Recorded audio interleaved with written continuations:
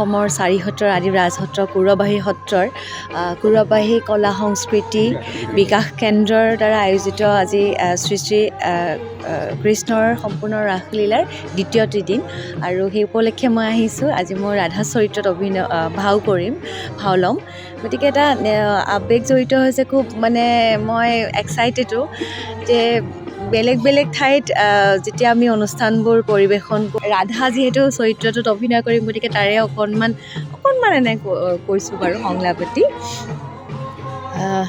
নাথ, তুমি থাকা নন্দৰ ঘৰত, মই থাকোঁ গকুলৰ আইনৰ পোতাশালত বন্দী হৈ। তুমি কি জানিবা কিমান হৃদয়ত বেদনা লৈ এই ৰাধাই জীৱন কটাইছে।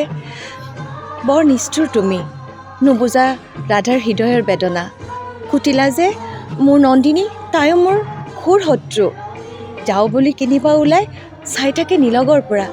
কিবা এটা কৰা প্ৰভু, নহ'লে এই ৰাধাৰ প্ৰাণ যায়। মই এনেই অকণমান কৈ দিছোঁ। যিটো সত্ৰত আপুনি অভিনয় কৰিব, সত্ৰ আচলতে যিটো সুকীয়া মানসিকতা কেনেকুৱা লাগিছে সত্ৰত অভিনয় কৰা?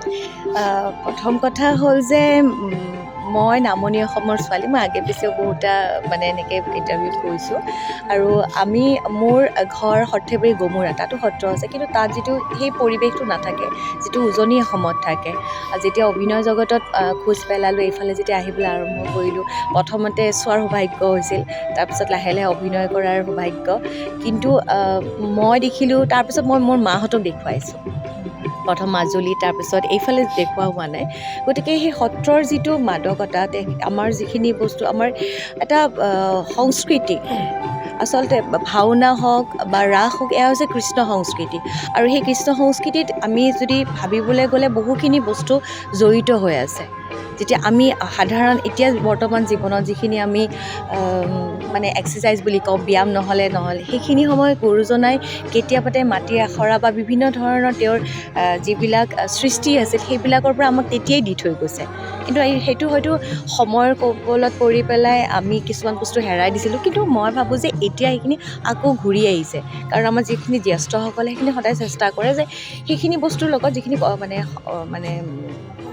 কৃষ্ণ সংস্কৃতিত, তাত বহুতখিনি বস্তু জড়িত হৈছে, যিখিনি আমাৰ অসমীয়া জাতিটোক ৰক্ষা কৰাৰ এটা প্ৰধান মূল কাৰণ বুলি মই ভাবোঁ। কাৰণ সেইটোক যদি আমি ৰেচপেক্ট কৰোঁ, আমি সন্মান কৰি সেইখিনিক যদি আমি ফ'ল' আপ কৰোঁ, তেতিয়াহ'লে আমাৰ এই অসমীয়া যিটো জাতি, এই জাতি সংস্কৃতি সদায় উচ্চ শিখৰত থাকিব, মই তেনেকৈ ভাবোঁ। আৰু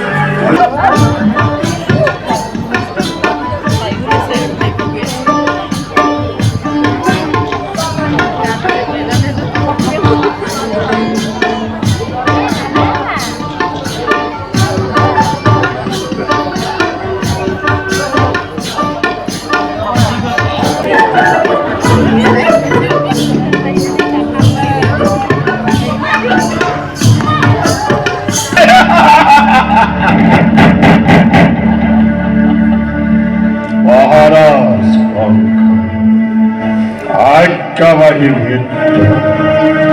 নাম কাকুৰ দৈত্য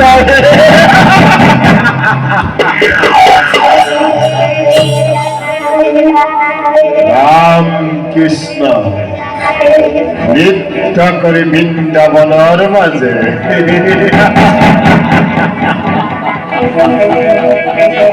সিহঁত জনৰাই বাস কৰিবলৈ মই বৃন্দাবনৰ মাজে প্ৰৱেশ কৰিছো।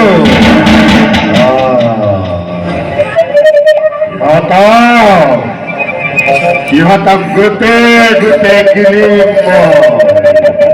আৰু মহাৰাজ কংসৰ অৰ্ধৰাজ্য লাভ কৰি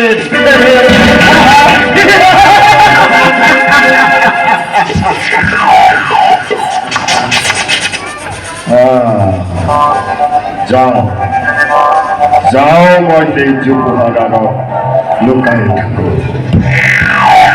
ৰাম কৃষ্ণই সখা সবাৰ সৈতে নৃত্য কৰি বৃন্দাবনৰ মাজত প্ৰৱেশ কৰিব। ইহঁতক গোটেই গোটেই গিলিম মই।